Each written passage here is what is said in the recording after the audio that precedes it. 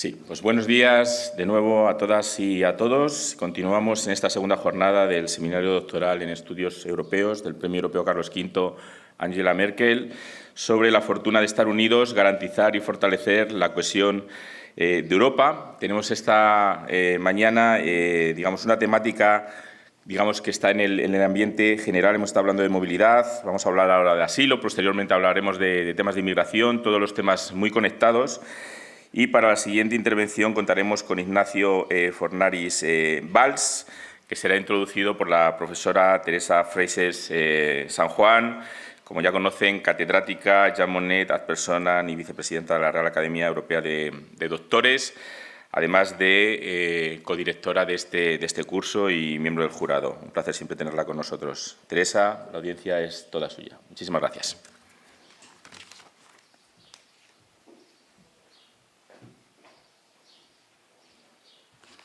Muchas gracias por todo, por poder estar aquí, por participar en este seminario doctoral interesante como los que más.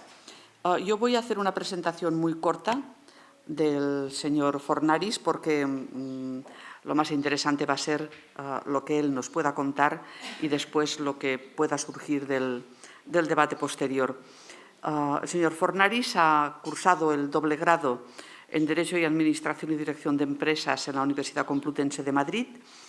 Ha ejercido de abogado durante un cierto tiempo, lo cual es una cuestión interesante desde el punto de vista de que no únicamente puede aportar un conocimiento, digamos, libresco, ¿no?, de las cosas, sino también de qué es lo que sucede en la práctica. Después decidió reorientarse hacia la investigación y la academia y en la actualidad es investigador predoctoral en el Real Instituto de Estudios Europeos del CEU San Pablo, pero digamos tenemos aquí un futuro bolonio, porque está en cotutela con la Universidad de Bolonia en el Real Colegio de España, en donde ustedes pues ya conocen que da una cierta dimensión a las personas que pasan por esta interesante experiencia. Nos va a hablar de un tema que, en fin, que ha estado y está en el centro de muchísimos debates en Unión Europea, como es el tema del asilo, que es un tema relativamente nuevo en Unión, porque en los tratados aparece con el Tratado de Ámsterdam, después ya se desarrolla con el Tratado de Lisboa y con el Protocolo 24, y con el derecho derivado que nos inducen los tratados a crear. Porque, claro, estamos frente a un derecho, el derecho de asilo, que venía siendo regulado por los ordenamientos jurídicos de los Estados, aparte de por sendos tratados internacionales como la Convención de Ginebra y la que regula el Estatuto del Refugiado. Los tratados quieren que haya un procedimiento común de asilo para los Estados miembros. Y esto es lo que él nos va a explicar, porque dentro de ese procedimiento común y dentro del problema, de la problemática que tiene el asilo, es qué se hace cuando se rechaza la condición de asilado o de refugiado. Se ha creado el concepto de tercer país seguro, que es seguro que es un concepto controvertido, como veremos enseguida, y que pues nos va a plantear problemas interesantes de interpretación y que además va a influir mucho en todo lo que, en fin, todo lo que estamos viviendo ahora y lo que queda por venir, porque cada vez que el mundo se embarca en un conflicto tenemos más problemas de refugiados, asilados, etcétera, etcétera. Con lo cual, me quedo yo aquí para que pueda intervenir el señor Fornaris y después ya realizaremos el correspondiente debate.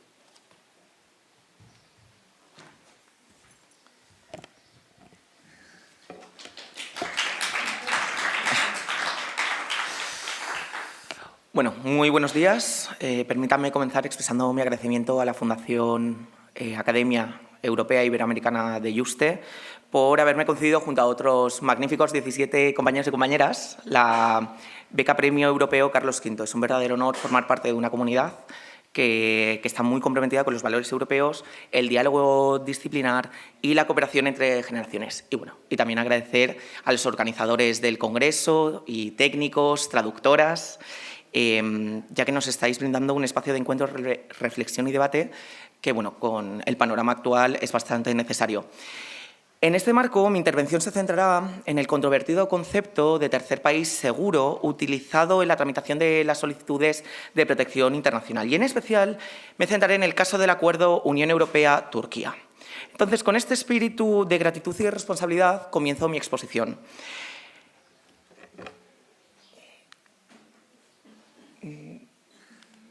Ahí vamos.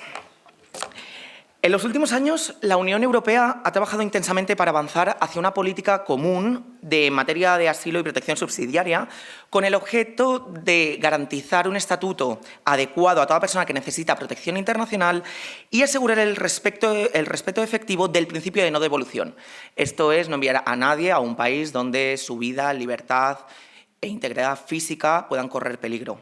Esta política se basa en la Convención de Ginebra en 1951 y su protocolo de 1967, pero ha ido desarrollándose a través de un complejo entramado normativo europeo cuya evolución ha estado marcada por las crisis migratorias y la voluntad de reforzar la solidaridad entre los Estados miembros. El pasado 14 de mayo de 2024 se aprobaron 10 nuevos instrumentos legislativos en el marco del nuevo Pacto sobre Migración y Asilo, donde, entre otros, se promulga el nuevo Reglamento sobre los procedimientos de asilo que derogará el 12 de junio de 2026, el año que viene, la Directiva 2013/32, que es la Directiva de Procedimientos de Asilo y nuestra protagonista en esta jornada. Hoy me centraré en una de las dos controversias más importantes que han surgido alrededor del concepto de tercer país seguro, que es la designación de un país que no está readmitiendo de facto a no nacionales. Y esto va a tener un efecto colateral en relación con los solicitantes y su estatus debido a la inadmisión de sus solicitudes. Si bien el título que he presentado no delimita tanto el ámbito de investigación a medida que he ido trabajando estos meses, bueno, pues he considerado pertinente no tratar la sentencia del Tribunal de Justicia de la Unión Europea de 4 de octubre de 2024 sobre demarcación de zonas seguras dentro de un mismo país, ya que, bueno, pues por motivos evidentes de tiempo no podría abarcar, pero en cualquier caso señalar que se conoce la problemática con el acuerdo Italia-Albania y que además será tratado por la siguiente ponente. Dicho lo anterior, es innegable que estamos ante un concepto de gran relevancia. El Partido Popular Europeo, en su reciente Congreso de Valencia, ha propuesto aumentar el uso de este concepto como herramienta clave para reducir las admisiones de solicitantes de asilo. Y eso además va en consonancia con la estrategia que está siguiendo la Comisión Europea, la cual quiere formular ciertos cambios, como podría ser la eliminación de la conexión personal con el país tercero, permitiendo que el mero tránsito sea considerado como suficiente, y lo que más me preocupa, que es la supresión del efecto suspensivo del recurso cuando un solicitante impugna la aplicación del concepto de tercer país. Más que nada, creo que resulta bastante evidente que afecta a las garantías fundamentales y al acceso efectivo a la protección internacional dentro de la UE. Lo que vamos a tratar hoy va a ser lo siguiente. En primer lugar, haré un breve repaso a la Directiva de Procedimiento de Asilo y destacaré los principales cambios introducidos por el reglamento. A continuación, abordaré el objeto de la investigación, que es la denegación de facto de la readmisión por parte del tercer país, y para ilustrarlo utilizaré un hilo conductor, que es un caso elevado, una cuestión prejudicial elevada por el Consejo de Estado griego. En tercer lugar, analizaré las consecuencias inmediatas de esta denegación y lo que más me preocupa, que es el riesgo de que la persona pierda su estatus de solicitante, con todos los derechos anejos que lleva ese estatus. Y por último, propondré una posible solución a la espera de una reforma legislativa más profunda, que es la aplicación de la exigencia de buena administración como contrapeso jurídico. El concepto de tercer país seguro se utiliza junto con otros términos como primer país de asilo, país de origen seguro, para rechazar solicitudes de protección internacional. La idea es que si una persona tiene un vínculo con un tercer país, entonces que sea en ese tercer país donde solicite la protección internacional, evitando que lo haga en el Estado miembro en el que ahora se encuentra. Es importante entender que estos tres conceptos son autónomos, es decir, por mucho que se intente utilizar uno para interpretar otro, hay que hacerlo con cautela.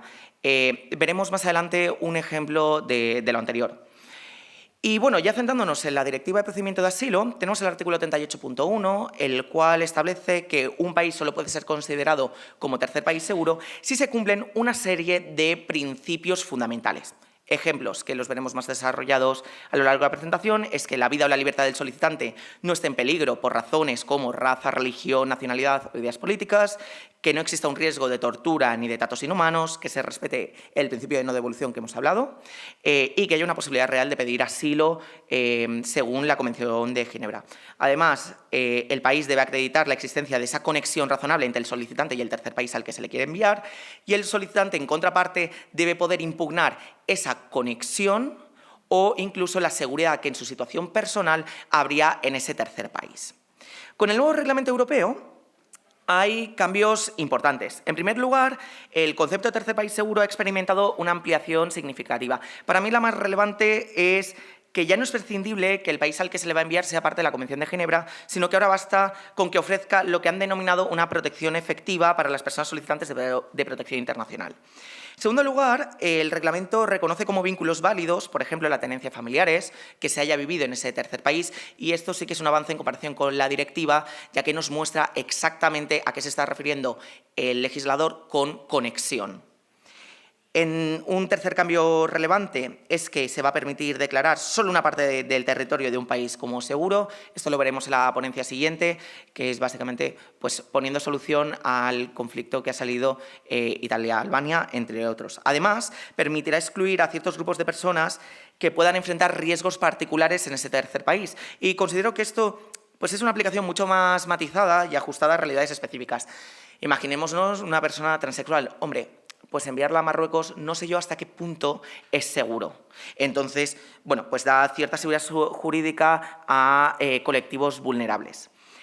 Además, cuando la Unión Europea firma un acuerdo formal como el Acuerdo Unión Europea-Turquía, bajo el artículo 218 del Tratado de Funcionamiento de la Unión Europea, se va a dar una presunción iuris tantum a favor de que ya no es necesario hacer ningún tipo de análisis extra para considerarlo como seguro. Y finalmente, el nuevo marco contempla unas listas comunes de países a nivel europeo que luego pueden ser ampliados por cada Estado bajo su propio criterio. El caso de estudio es el C-134/2023, que nos presenta una problemática que se da cuando un país designado como seguro no acepta de facto la devolución de los solicitantes de protección internacional. Es decir, aquí no hay una emisión de ningún tipo de documento, simplemente pues no se llega a dar la ejecución. El gobierno griego decidió mediante acto reglamentario declarar a Turquía como tercer país seguro para personas procedentes de Siria, Afganistán, Pakistán, Bangladesh y Somalia. Esta decisión se apoyó en el artículo 4 del Acuerdo UE-Turquía, en el cual Turquía se compromete a readmitir a nacionales de terceros países que hayan transitado a través de él hasta llegar a nuestras fronteras. Sin embargo, Turquía ha venido renegando de tal compromiso desde el inicio de la pandemia COVID-19. Esto genera una situación muy compleja. Se inadmite la solicitud de protección internacional basándose en la idea de que esa persona va a poder retornar a Turquía, pero se sabe de antemano que esa devolución jamás va a suceder, al menos por el momento, y no tiene pinta de mejorar. Esto es una paradoja legal y humanitaria, que obviamente dos asociaciones de ayuda a solicitantes de asilo denuncian ante la jurisdicción contencioso-administrativa griega. Para los demandantes, si Turquía ha suspendido desde marzo de 2020 las readmisiones, ya no existe una perspectiva real de retorno y, por ende, Turquía no debería ser designado como tercer país seguro. La autoridad jurisdiccional que presenta la cuestión ante el TJUE es el Consejo de Estado griego, quien debate en su seno si esta comprobación de la posibilidad real de retorno debe hacerse en la designación del acto general, si debe hacerse cuando aplica el concepto a la persona en particular o si lo debe hacer en sede de ejecución de esa expulsión.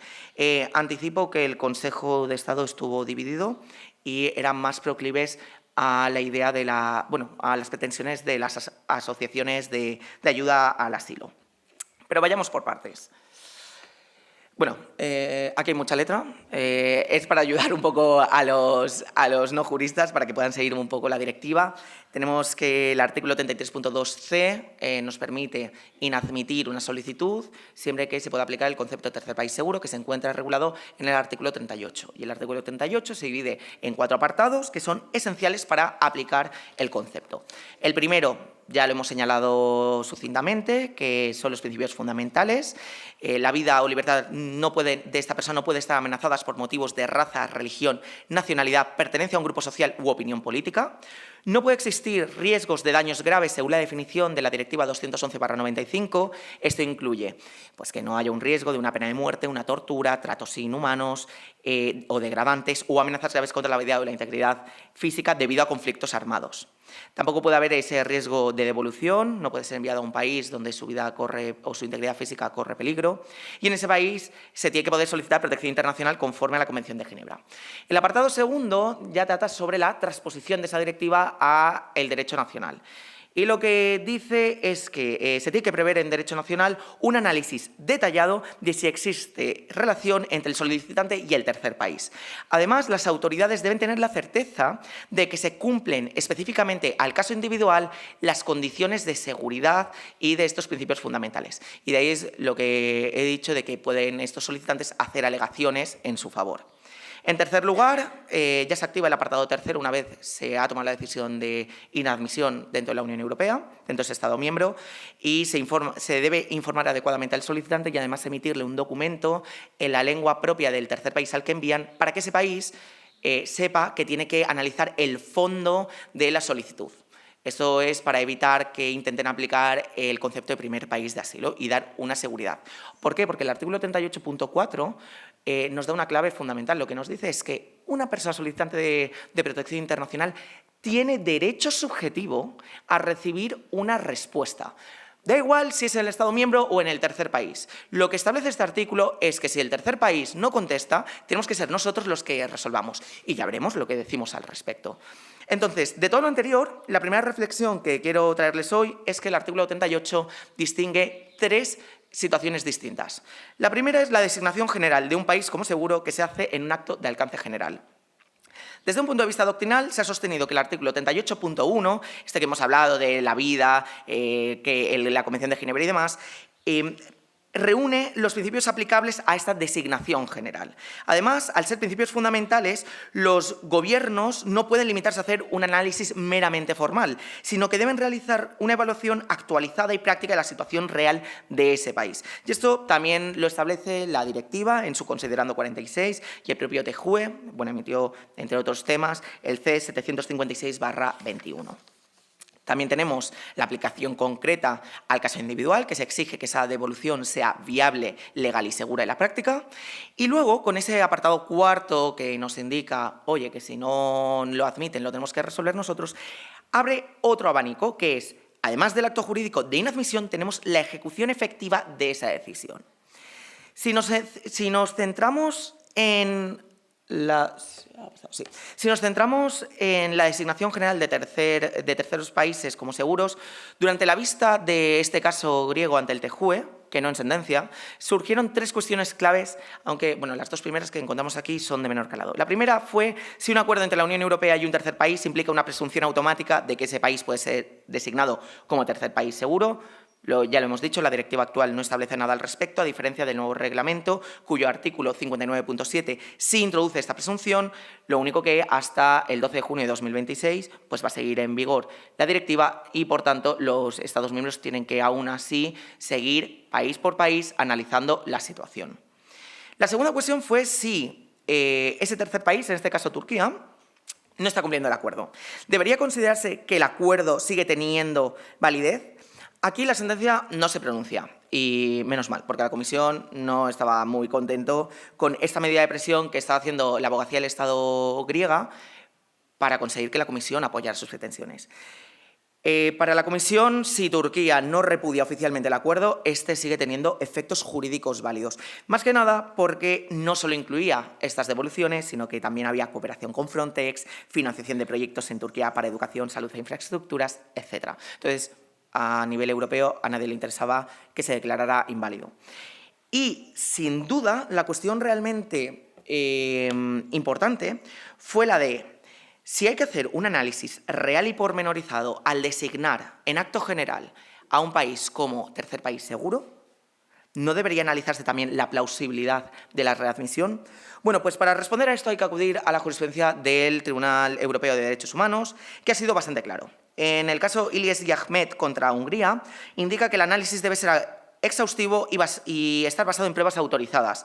Esto implica que los informes meramente diplomáticos no bastan y las fuentes más fiables, según el artículo 10.3b de la directiva y el considerando 48, son pues, informes de ACNUR, la EASO, Consejo de Europa y otras organizaciones internacionales de defensa de derechos humanos.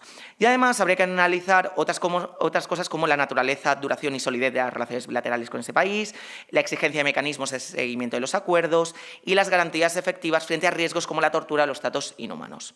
Por otro lado, el TDH, en el asunto Papuashvili contra Bélgica, añade que este control debe ser continuado en el tiempo y que no solo puede basarse en la experiencia pasada, sino que también se debe analizar la evolución futura de ese Estado.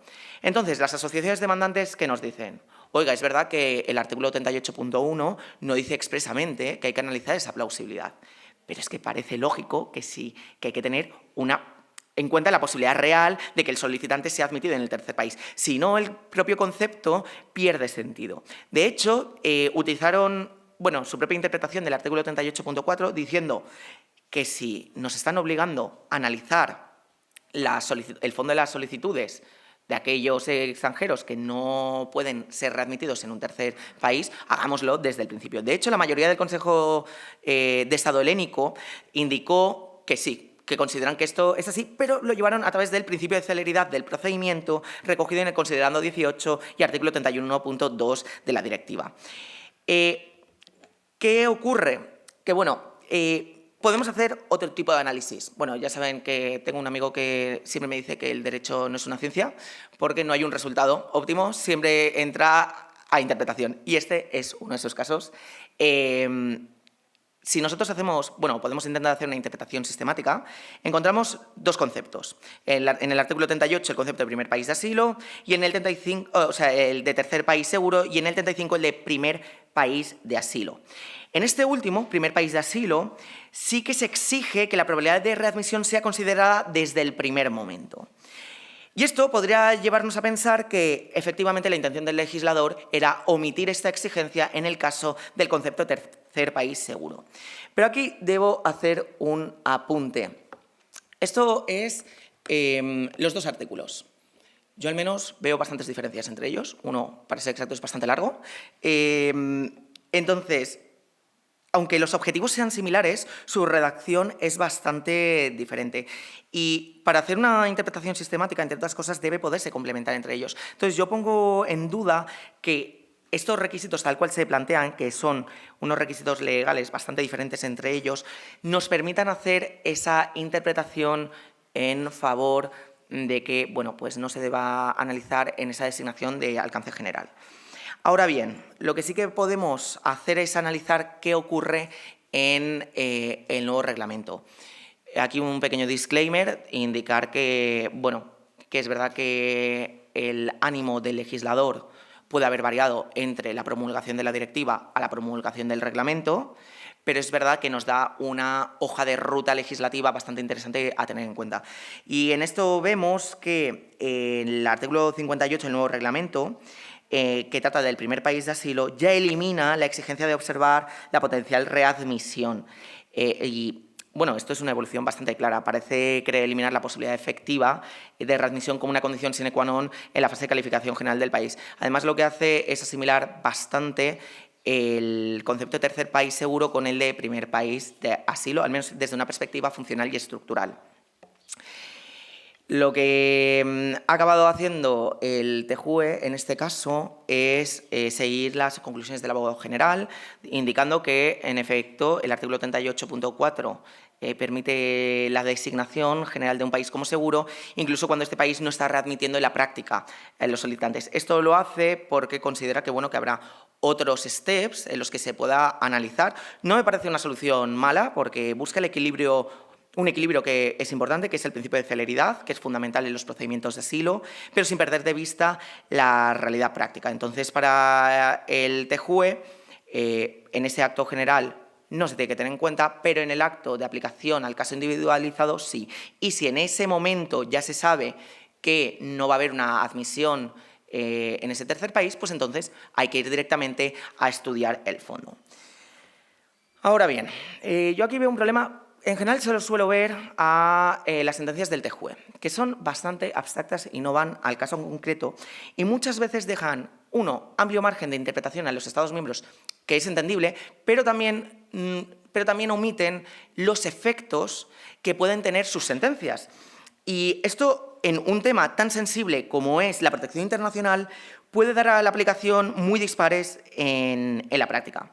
En Grecia el procedimiento es el siguiente. Se inadmite la solicitud, se emite una orden de expulsión, pero luego se queda a la espera de una respuesta de Turquía que nunca llega. No se establece un plazo mínimo, no hay silencio administrativo negativo reconocido a nivel general en la normativa griega, tampoco en la sectorial en materia de extranjería. Y además, que esto aquí viene ya mi preocupación cuando estaba estudiando este caso, es que interpretan que una vez inadmitida la solicitud, el solicitante deja de tener el estatus de solicitante con todos los derechos anejos a ese estatus. Es decir, se convierte en un residente ilegal en el país. Yendo por partes, para que nos entendamos todos. El asunto de los plazos. El país helénico, en acto de vista, indica que los solicitantes pueden solicitar una revisión de nuevo bajo un plazo razonable. ¡Wow! Plazo razonable. ¿Qué es eso? Bueno, decide en el mismo acto, sin que aparezca en ninguna norma, que 2 meses. ¿Por qué no? Obviamente, pues todos los presentes en este acto de vista nos quedamos un poco retratados con el tema, más que nada porque fue tras varias presiones de sus señorías. Y a mayores nos indicaron que correspondería al solicitante iniciar de nuevo esa solicitud sin que se active automáticamente una revisión de oficio. Entonces, tenemos a Turquía que no nos emite ningún documento. No hay ningún plazo para considerar que existe un silencio administrativo. ¿Qué consideramos como nuevo dato para que estos solicitantes puedan reabrir el procedimiento? ¿Se considera el silencio de Turquía un nuevo dato? ¿A partir de qué momento? Tanto la directiva como el reglamento dicen que elementos nuevos son aquellos que el solicitante no ha podido presentar anteriormente sin que medie culpa por su parte. Pero es que no tenemos una fecha específica de silencio administrativo en la normativa griega. ¿Debemos tomar la norma turca que establece una desconexión del país a quien haya permanecido 1 año fuera del territorio?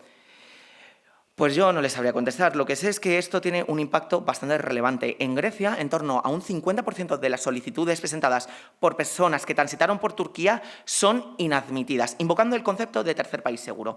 Y Grecia, en cuanto inadmite la solicitud, les quita los derechos propios de los solicitantes. Los demandantes en este caso apelaron, la verdad que no sé si lo tenían por escrito, pero en el acto de vista lo apelaron así, que había fuentes policiales que indicaban que ni siquiera se enviaban las solicitudes de readmisión porque se sabía que total Turquía no iba a responder. ¿Se podía utilizar una testifical como medio probatorio en el procedimiento de concesión de protección internacional? Pues bueno, la Ley 2690/1999, que es el Código de Procedimiento Administrativo griego, en sus artículos 7 y siguientes, permiten su uso, pero no está claro en qué condiciones, si hay obligación de decir verdad, qué valor probatorio se le asigna y, de hecho, yo debo poner en duda que un policía o un funcionario pueda, deba o quiera declarar en contra de la propia administración en un procedimiento administrativo no judicializado por el momento. Y, a ver, es que esto también nos está ocurriendo en España cuando nosotros queramos aplicar el mismo concepto. Tenemos la Ley de Procedimiento Administrativo Común, que admite cualquier elemento de prueba válido en derecho sin dar mayor desarrollo. Entonces, aquí tenemos un problema más que evidente de prueba. Y al final la normativa hace que estemos ante una probatio diabólica en la cual el solicitante no tiene forma de reabrir el procedimiento y se queda en una situación que he llamado refugiados en... No, perdone. A ver, ¿cómo esto se vuelve atrás? De refugiados en órbita. Estos son personas cuya solicitud ha sido inadmitida, que no puede ser devuelto al llamado tercer país seguro, en este caso Turquía, pero que tampoco pueden regularizar su situación en el Estado miembro, en este caso Grecia. Y esto da lugar a un limbo jurídico, un espacio intermedio donde el procedimiento ya no está activo, pero tampoco se ha podido ejecutar la expulsión. ¿El resultado? Personas atrapadas. Muchas veces durante meses, sino años, en una situación de incertidumbre. Este vacío acaba presionando al solicitante, en el mejor de los casos, por desgaste, que acaba abandonando voluntariamente el territorio o es expulsado como extranjero en situación irregular. Y claro, aquí volvemos a tener el principio de no devolución, de no devolver a alguien a un país donde su vida o libertad pueda correr riesgos. Esto en la práctica es una estrategia indirecta para reducir el número de acogidas, sin tener que entrar a valorar el fondo de las solicitudes.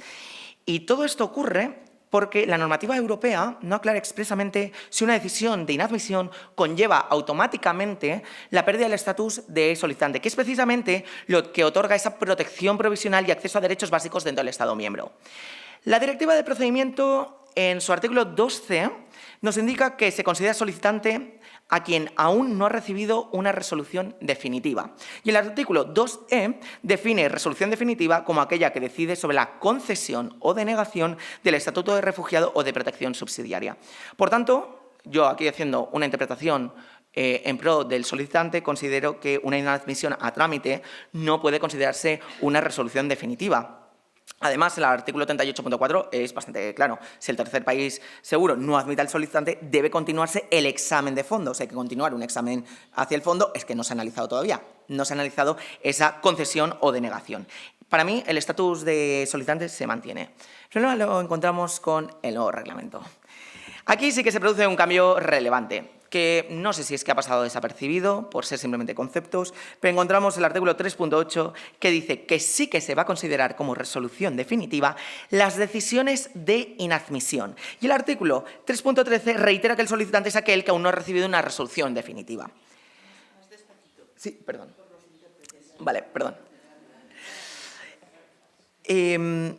Personalmente, considero que el artículo 3 del reglamento, perdón, porque me emociono un poco con el tema, considero que el artículo 3 del reglamento está bastante desconectada del resto de la normativa.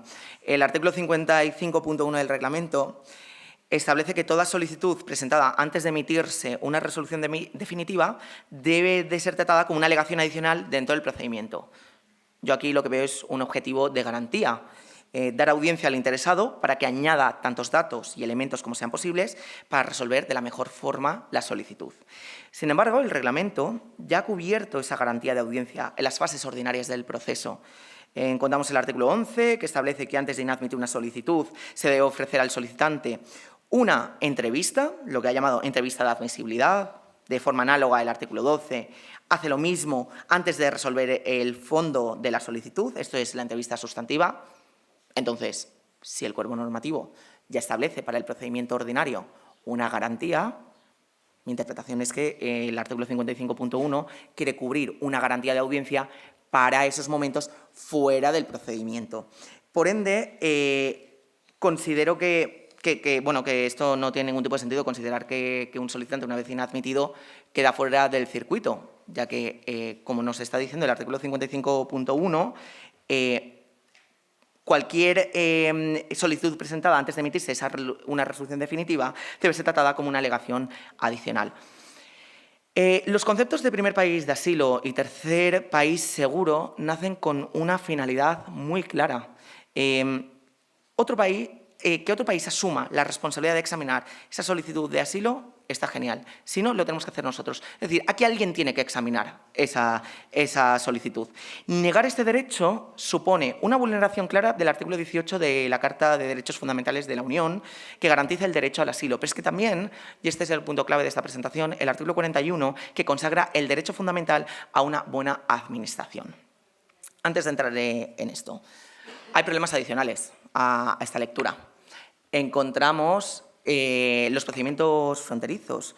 El artículo 43.2 de la Directiva 2013/32 es bastante garantista y lo que nos dice es que un procedimiento fronterizo no puede durar más de 4 semanas. En el caso que sobrepase las 4 semanas hasta que se resuelva la solicitud, debe entrar en el circuito ordinario y permitirle entrar en el Estado miembro como tal.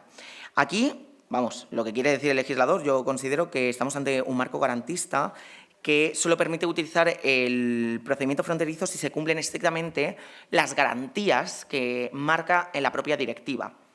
Pero en ese plazo de 4 semanas se incluye el periodo que ya se ha resuelto, se ha dicho que hay una inadmisión y se está esperando a la ejecución. Pues el artículo 2b de la directiva, que regula el procedimiento fronterizo, mantiene la misma definición que todas el reglamento y que la directiva, que dice que el solicitante va a perder su condición en cuanto haya una resolución definitiva. Y claro, si ya no estamos en el procedimiento fronterizo porque estamos en un procedimiento de ejecución y se está reteniendo a un solicitante a la espera de ser expulsado sin un tiempo que conozcamos, ¿esto es o no es una detención? Bueno, el TJUE emitió los asuntos acumulados C924 y 25 /2019, que el artículo 9 de dicha directiva debe interpretarse en que no hay una duración máxima para el mantenimiento del internamiento, siempre que el derecho nacional garantice que el internamiento solo dure mientras el motivo que lo justifica siga siendo aplicable en los procedimientos administrativos relacionados con ese motivo. Y que además, que todo el procedimiento administrativo se tramite con diligencia. Bueno, a mí no me deja de llamar la atención esta jurisprudencia porque estamos hablando de una zona con perímetro delimitado y cerrado, en cuyo interior los movimientos están limitados y sometidos a vigilancia, sin que sea legalmente posible abandonarlo de forma voluntaria, salvo que se quiera renunciar al derecho del estudio de esa solicitud, vaya, lo que viene siendo una medida de privación de libertad en toda regla. Y no se está garantizando, porque, bueno, al menos en España el Poder Constituyente buscó las máximas garantías para esa privación de libertad.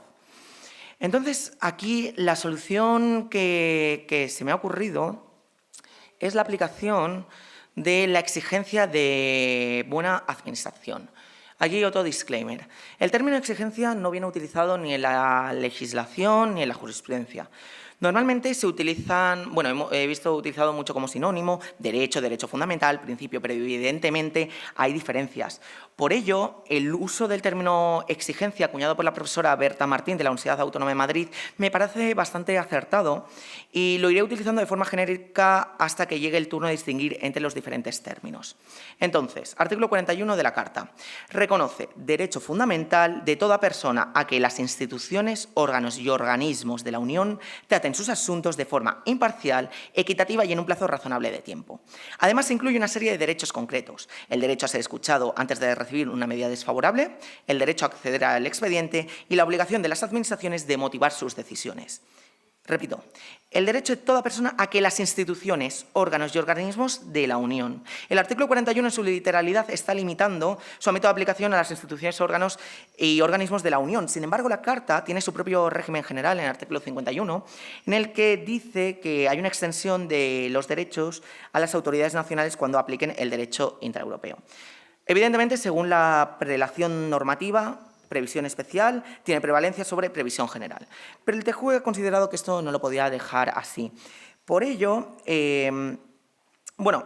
más que nada ha considerado que no lo podía dejar así, ya que ya ha definido en otros casos, como el 265/17, que la legalidad formal no puede reemplazar las garantías que una administración actúe de buena fe, con equidad y razonabilidad. Por ello, ha generado una línea jurisprudencial que dice, vamos a ver, nosotros tenemos la Carta de Derechos Fundamentales, que de conformidad con el artículo 6.1 del Tratado de la Unión Europea es derecho primario, es decir, lo equivale a los tratados. Y ojo, esto muestra la importancia de la Carta.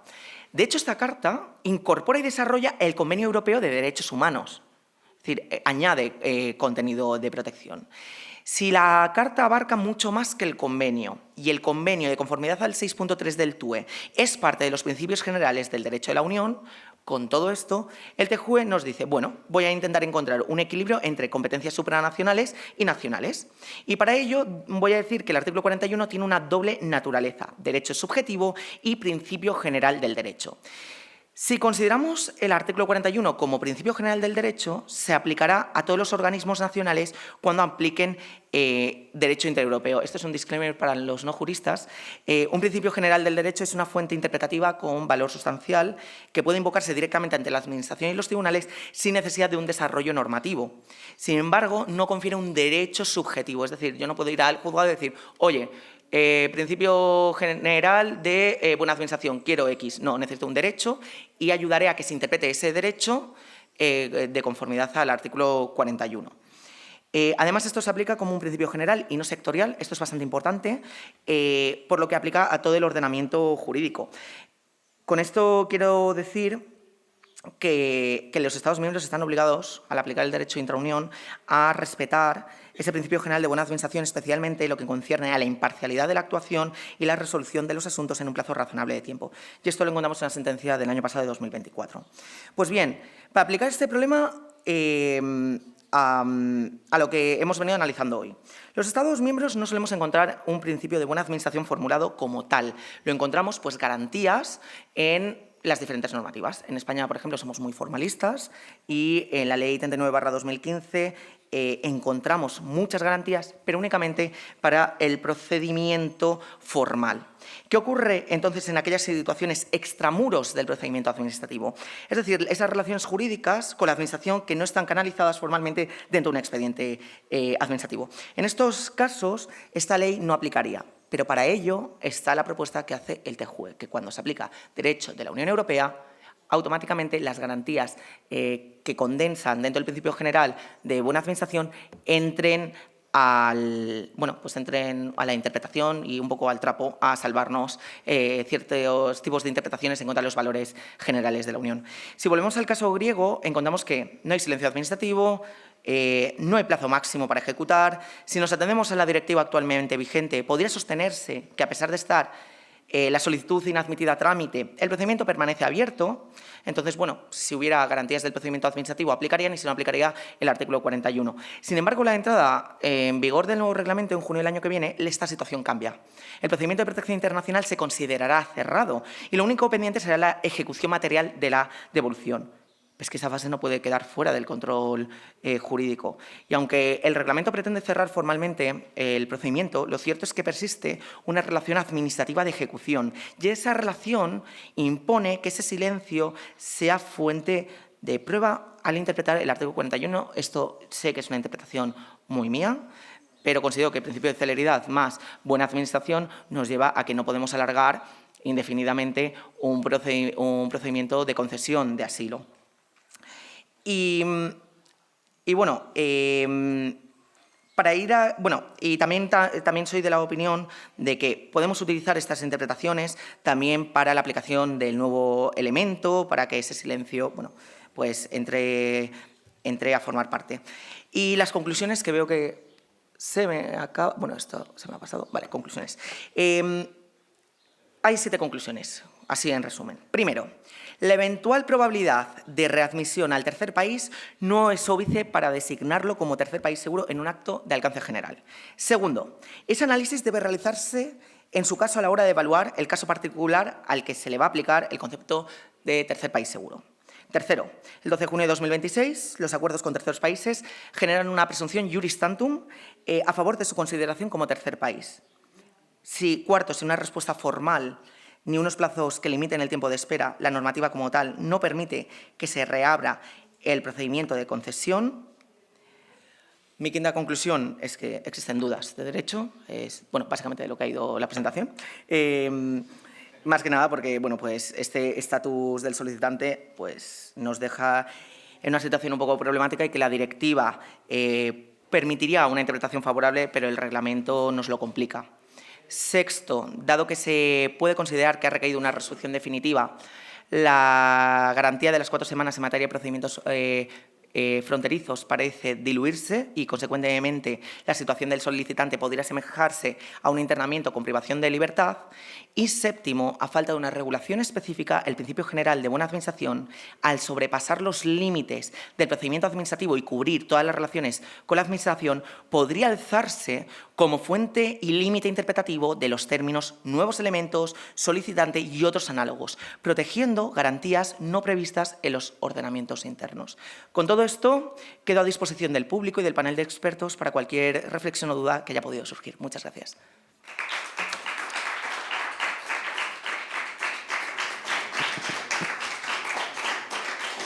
Muchas gracias, señor Fornaris, por esta exposición de un tema realmente tan complejo. Voy a hacer algunas consideraciones y luego pasaré la palabra a la sala. Una es de carácter formal y debido a que esto va dirigido a formar parte de una publicación que tardará unos cuantos meses todavía en ver la luz, yo incorporaría en el título el reglamento, porque entonces estará en vigor el reglamento, y aunque también puede hacer referencia a la directiva, pero también hablar sobre el reglamento, para que no se llame nadie a engaño pensando en que no lo va a tener usted en cuenta si solamente ha visto la referencia del título. Y luego la otra cuestión ya un poco más de fondo va dirigida a tener en cuenta como criterio interpretativo, que usted hace muy bien las interpretaciones posteriores, pero a mí me falta el entronque con lo que sería la base jurídica de los tratados de la Unión Europea. Es decir, desde el momento en que aparece en el Tratado de Ámsterdam, pero luego, sobre todo, el artículo 78 del Tratado de Funcionamiento de la Unión Europea, que nos continúa remitiendo a la Convención de Ginebra y al Estatuto de los Refugiados. Claro, ahí puede encontrar usted categorías generales que le van a venir muy bien para reforzar la crítica que usted hace al desarrollo del derecho derivado posterior. Y sobre todo con el entronque con dos figuras que van a derivar de ahí. Una, la posibilidad de la protección subsidiaria, porque claro, rechazado el asilo, queda siempre la posibilidad de la protección subsidiaria. ¿Cómo podríamos reforzar la garantía para la persona que solicita el asilo si se lo deniegan, pero a lo mejor puede conseguir la protección subsidiaria? Eso por una parte. Y luego, por otra parte, con la conexión con un hecho que es continuo, que es el rechazo en caliente en frontera. El rechazo en caliente en frontera plantea muchísimos problemas, no permite la individualización necesaria, porque evidentemente hay que individualizar caso por ver si procede el asilo o no procede, y claro, si hacemos un rechazo masivo, miren, aquí han entrado 50, los 50 fuera. Oiga, no, hay que ver si entre esos 50 hay alguno que efectivamente puede ser efectivamente titular del derecho. Tenemos el protocolo 24 también, que ayuda a interpretar estas cuestiones. Y luego, también dentro de esta base jurídica general, que yo la pondría como introducción, sin gran desarrollo, pero como introducción, el valor que puede tener, porque usted lo utiliza luego, pero hay un valor que deriva del propio tratado, del artículo 6, cuando confiere valor jurídico al Convenio Europeo de Derechos Humanos y las tradiciones constitucionales comunes a los Estados miembros. Entonces, ese entronque le permite enlazar mejor con esa jurisprudencia del Tribunal Europeo de Derechos Humanos, que nos ayudaría mucho a hacer la crítica a lo que es este concepto de país seguro, que realmente pues es un tanto complicadillo, sobre todo porque, visto lo que acordaron en el Pacto Europeo Nuevo sobre Migración y Asilo en julio de nada, es decir, hace pocas semanas, como aquel que dice, del 25, sí, figuran allí ya taxativamente, y pudiéndose añadir otros, Marruecos, India, Colombia, Bangladesh, Egipto, Túnez, Kosovo. Es decir, país seguro. Claro, país seguro, evidentemente pone la excepción de que si se individualiza muy bien y se ve claramente que la persona puede quedar en riesgo, tal, pero en fin, esta lista, como se la empiecen a tomar en serio, pues es un poco realmente complicada. Y claro, todo ello nos genera realmente muchas dudas, porque es evidente que las personas que, bueno, pues con todas las circunstancias del mundo y tal, cuando ponen el pie en un país de la Unión Europea piden asilo, eso es evidente, es decir, ya va de suá, es decir, que ya es la consigna un poco que reciben, ¿no? Es decir, llegando a situaciones un tanto curiosas. Y claro, hay que comprobarlo. El tema es que ni puedes pensar que todos los que lo piden tienen derecho a ello, ni puedes pensar que todos los rechazados son objeto de un rechazo jurídico correcto.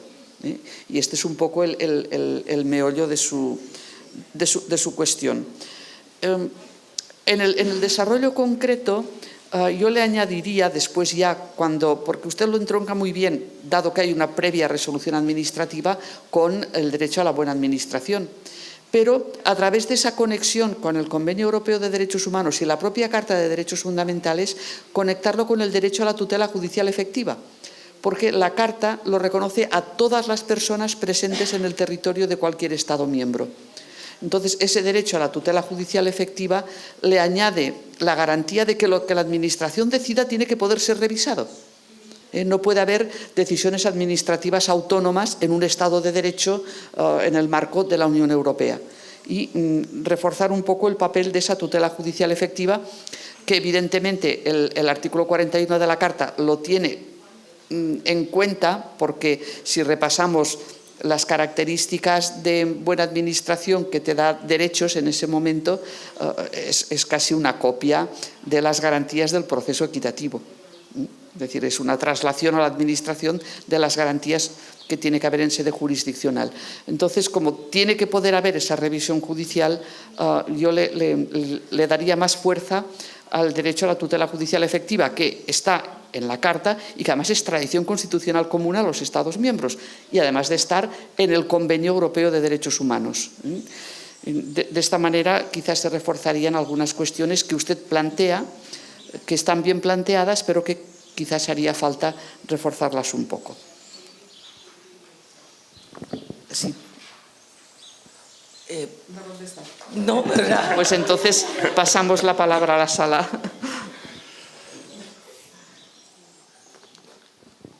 Hi. Thank you very much for this very extensive presentation. I have a question and actually a small remark. I live in the southern Italy, so every week we have people coming on boats.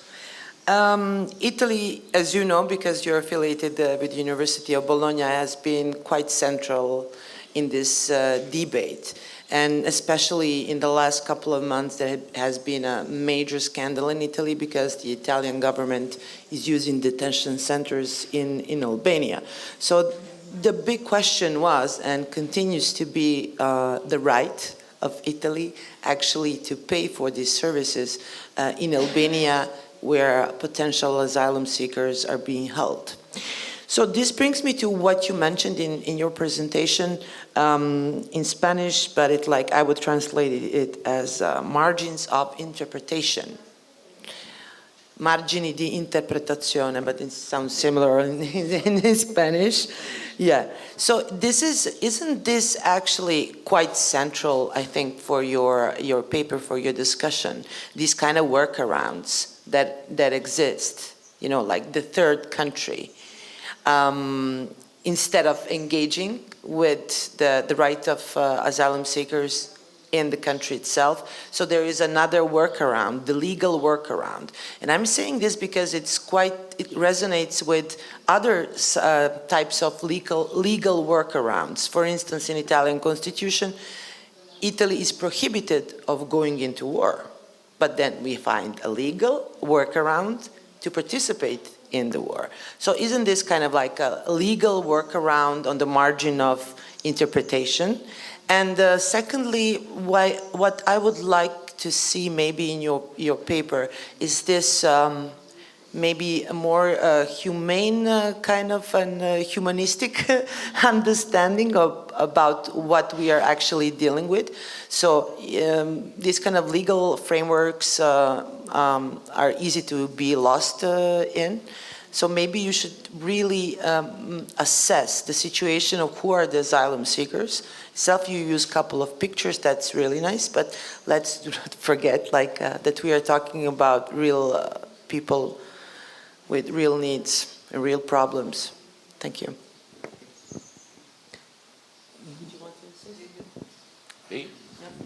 May I even go a bit further? With regard to the current situation, the migration issue within the European Union, which really fosters right-wing and also left-wing populism, which may become a threat to the existence of the European Union. I'm painting black now, I know. Wouldn't it be necessary to put the whole asylum law to a test and maybe even change it completely in order to safeguard the external borders of the European Union and to lower the pressure on the politics of the nation states? It's provocative, I know, but I mean, we are here to think about certain ways out of crises. You want to respond first?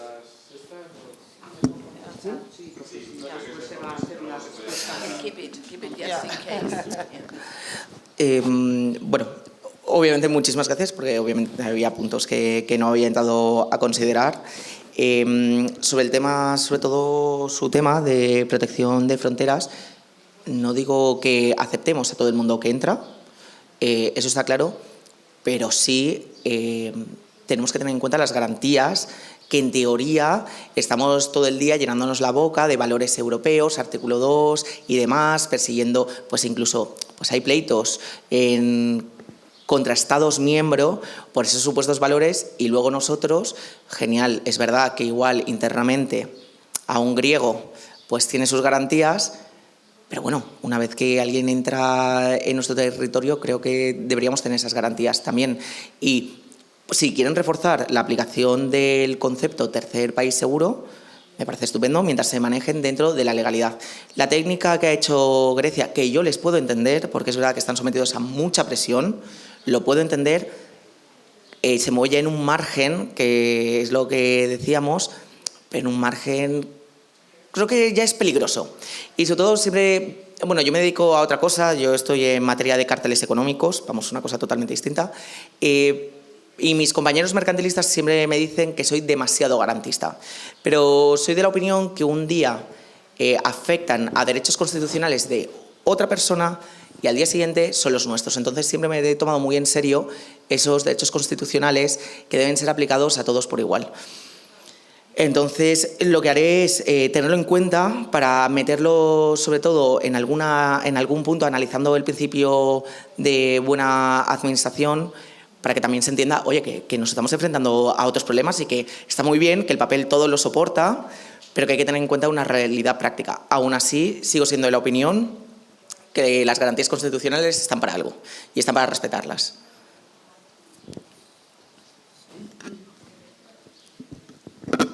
Bueno, yo voy a hacer una pregunta en relación un poco con lo que Teresa Freixes ha comentado al principio. Está muy bien presentar el tema de migración y asilo desde la perspectiva de una directiva, y has hecho un gran trabajo, porque realmente es un esfuerzo, efectivamente, el que has realizado y lo has explicado perfectamente.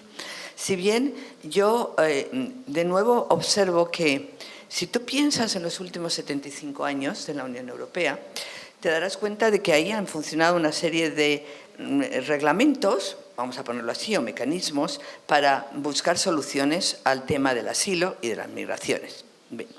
Yo te digo y te pregunto, si tú has revisado los reglamentos de Dublín 1, 2 y 3, si has revisado el SECA, es decir, lo que ha dado una vuelta de tuerca a lo que eran los reglamentos de Dublín, porque de alguna manera el SECA lo que propone es el sistema europeo de asilo, común de asilo, se propone armonizar de alguna manera los procedimientos existentes de asilo y las condiciones de acogida y los criterios de protección internacional. Lo que ocurre es que existen marcadas diferencias entre Estados miembros en cuanto a las tareas de reconocimiento y las condiciones materiales de acogida, y por tanto el SECA tampoco ha dado muy buen resultado. Y si nos vamos al Pacto de Migración y Asilo del año 2024, ya no me he ido al del 25, yo observo que intenta responder a las fallas del sistema. Es decir, tenía razón Jürgen cuando dice habrá que revisar el sistema, y es que el modelo de asilo no va a funcionar estructuralmente, porque lo estamos organizando o estructurando jurídicamente sin tener en cuenta la realidad social. Entonces, la pregunta es, de alguna manera, el pacto de migración y asilo, yo creo que, a mi modo de ver, lo que hace es reforzar el enfoque securitario. Es decir, seguridad ante todo. Esa es una idea clara. Y prioriza, lo que tú bien dices, la eficiencia administrativa. Si bien, la verdad es que el control de fronteras pasa también por garantías de derechos humanos. ¿Y dónde están? Es decir, que hemos avanzado. En conjunto, las tres normativas que yo he mencionado, Reglamento desde Dublín, el SECA y el Pacto de Migración y Asilo, nos están diciendo que por ahí la lógica va por contener y externalizar los problemas derivados del asilo. Esa es la lógica que es recurrente, a la que estamos buscando soluciones permanentemente, dando vueltas a una problemática que no va por ahí. Y quizá, aunque el Pacto del 24 introduce ciertos avances técnicos, no representa una ruptura estructural, no hay una ruptura con las dinámicas excluyentes que han caracterizado la política europea de asilo desde sus orígenes.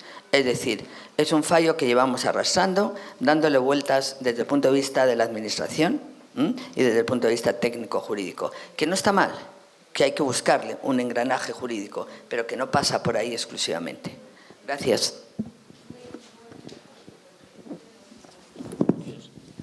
Bueno, hace muchos años, no para este trabajo, pero hice el trabajo final de grado en el 2018 sobre Dublín 1 y 2. No estoy al día de cómo se ha modificado el resto del sistema. Yo, de verdad, empatizo mucho con la parte de reforzar la seguridad. Lo podemos ver. Lo que pasó en París hace nada con la celebración de no sé qué partido de fútbol era, pero que hay problemas serios, o sea, es realista.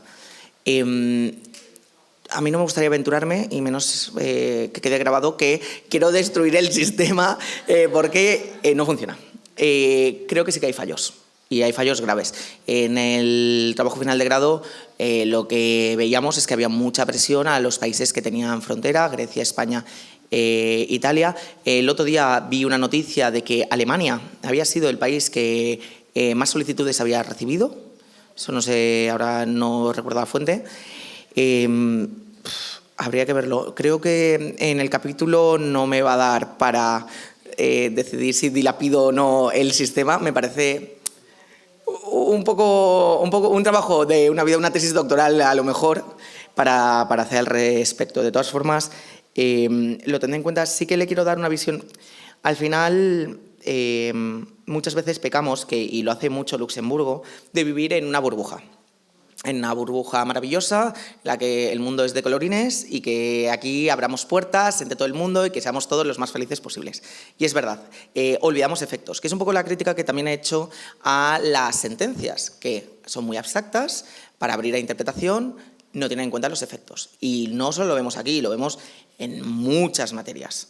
Entonces, tener en cuenta todo el tema, tanto del derecho de los Estados miembros a pagar por el outsourcing de los centros de detención, el tema de protección de fronteras y seguridad y demás, es una cosa que miraré a ver cómo lo introduzco, también para dar ese contexto y darle un poco de realismo al artículo. Pues nada, muy buenos días. Muchas gracias, Ignacio. Muchas gracias, profesora Teresa. Muy interesante, la verdad, la temática que has abordado, Ignacio, pero muy compleja. De verdad te diré que es un tema que, claro, ahora viene todo este bloque normativo. Tan solo tratar de interpretar el reglamento, pues ya de por sí nos está trayendo por la calle de la amargura, como solemos decir en Granada. ¿Vale? Entonces, ese trabajo normativo que tú haces en tu trabajo es muy interesante, pero también yo siento, o me ha faltado, quizá como bien te ha comentado la profesora Ana, darle quizá ese lado más humano también, porque estamos hablando de personas, como bien lo ha comentado la profesora Teresa, hay que individualizar, esto funciona de otra manera. En ese contexto, bien. La parte normativa, complementar con muchos instrumentos jurídicos que también creo te has dejado ahí un poquillo de lado, bien, pero también la importancia que tiene pues, el tema de las sentencias del Tribunal de Justicia de la UE, ¿no? Y en ese sentido yo quería, claro, entre tantas cosas que has presentado, mencionaste el tema de grupos vulnerables, por ejemplo, ¿no?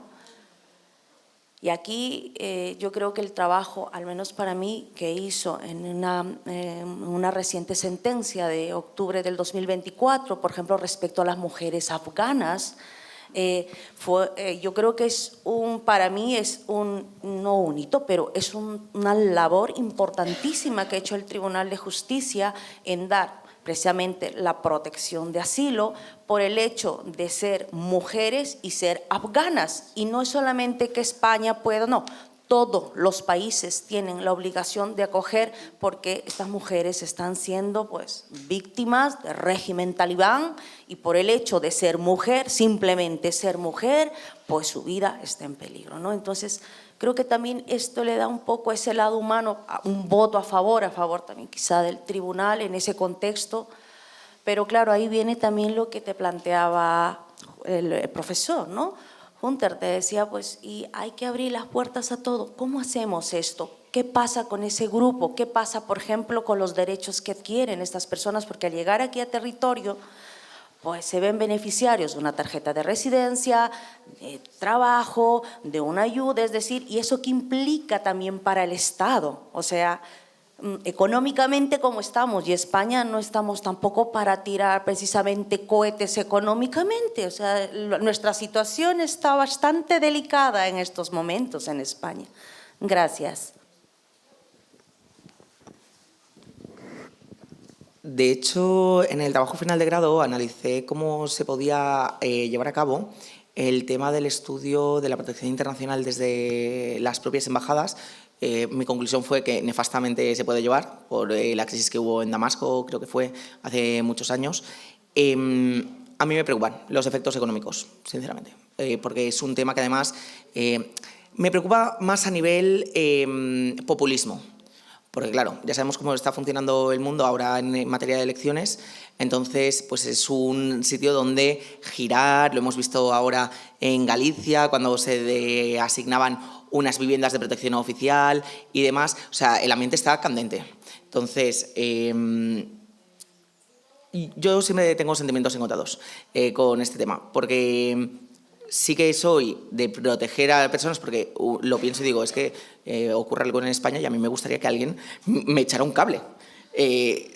Claro, es que siempre intento un poco ponerme en la posición, pero es que tenemos mucha presión popular ahora mismo en contra de la inmigración. Hay un movimiento que no lo sé, o sea, estoy apuntando todo lo que me van diciendo, pero por eso intento también un poco pues, abstraerlo. Igual que simplemente he hablado pues, de las consecuencias de ese 50% en Grecia, de gente que transita por Turquía y que no se les admite y demás, porque claro, tampoco sé exactamente cómo darle un encaje con toda la problemática. Ojalá lo supiera hacer, probablemente estaría ganando un poco más de dinero que en el doctorado, sinceramente, pero sí.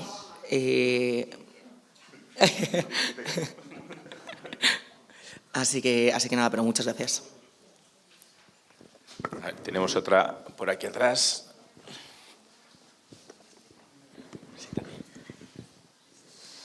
Hola, buenas tardes. Bueno, lo primero, Ignacio, muchísimas gracias por tu presentación. La verdad que en términos jurídicos ha sido una pasada.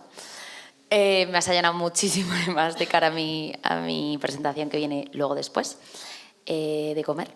Y nada, a mí simplemente decirte que, bueno, yo soy Gloria, que no lo he dicho, perdón, que me ha llamado mucho la atención el término que has usado, nunca lo había escuchado, de refugiadas en órbita. Y aún así no me ha quedado muy claro si es un concepto tuyo, de dónde lo has sacado y básicamente qué conexiones o qué diferencias tiene con el concepto de por ejemplo, o con la consideración de refugiados irregulares o ilegales, para mí mal llamados, se deberían de denominar, como dicen muchas otras autoras, indocumentadas, por ejemplo. Y nada, simplemente pues curiosidad por ese término. Muchas gracias. Muchas gracias. Pues la verdad que es un término de una de las abogadas de estas asociaciones de ayuda al asilo en Grecia. No tengo muy claro, porque luego me enviaron un correo en griego que lo tuve que pasar por el traductor, entonces ya no tengo muy claro en qué punto se queda el término, pero me pareció bastante descriptivo, que es ese refugiado que no tenemos muy claro si sigue siendo solicitante o si no, pero que está en un limbo jurídico espectacular. Y es que a mí, de hecho, cuando empecé a estudiar todo esto, pretendía mostrar el problema que ha habido y cómo lo ha solucionado el TJUE y demás, hasta que de pronto me encuentro que están dejando a los solicitantes sin ese marco de protección. Y dije, uy, va, igual se ha ido un poco de las manos el tema, que está muy bien aplicar conceptos de estos y entiendo su función, pero ya fue un poco más. En respuesta a tu pregunta, la verdad que no te sabría decir. Es un término que escuché y me pareció bien acuñado, y igual es un término que DeepL hizo estupendamente bien traduciendo al griego, pero no sabría decir, pero me pareció muy bueno y por eso lo he utilizado. Muchas gracias. ¿Alguna intervención más? No sé si la profesora Freise quiere realizar alguna última consideración para cerrar. Un poquito la cuestión, decir que en todo el proceso legislativo del derecho derivado ha sido dificultosísimo, porque había una resistencia brutal de la Comisión Europea a regular. Es decir, se fijaban más en lo que querían considerar como las políticas. Yo estuve trabajando directamente el tema en diversos países, por ejemplo, pues con la crisis de los refugiados en Túnez y todo esto, y mi pelea siempre era reconducir jurídicamente la cuestión, porque resulta que todo lo querían fiar a la política. Es decir, hubo una época en la que lo jurídico pesaba poco en toda esta cuestión. Por lo tanto, es muy interesante abordarlo jurídicamente porque hay que precisar las cuestiones de una manera concreta, sobre todo teniendo en cuenta también otra cosa, que es con lo que nos hemos encontrado siempre. Luego, ¿quién aplica esta normativa? El funcionario de frontera está como para hacer una conexión entre el artículo 6 del convenio, el 41 de la Carta, el reglamento. Le dan un protocolo y se acabó la historia. Entonces, ahí también añadirle quizá la cuestión de con qué tipo de protocolos se van a poner en práctica todas estas disposiciones del reglamento, porque es lo que en la vida práctica se va a aplicar. No van a estar leyéndose el reglamento ni haciendo interpretaciones de las sentencias del Tribunal de Justicia.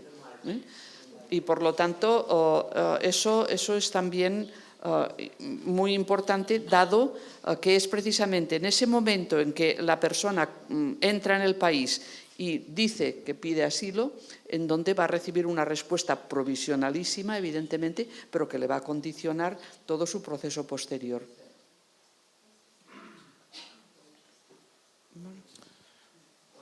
Muy bien, pues creo que ha sido una excelente presentación, enhorabuena, y también un excelente debate. Sabemos que es un tema muy complejo y va a ser difícil recoger todo en tan poco espacio como el que tenemos al final para la contribución, pero sí te pediremos que hagas lo posible. Estoy seguro que lo conseguirás.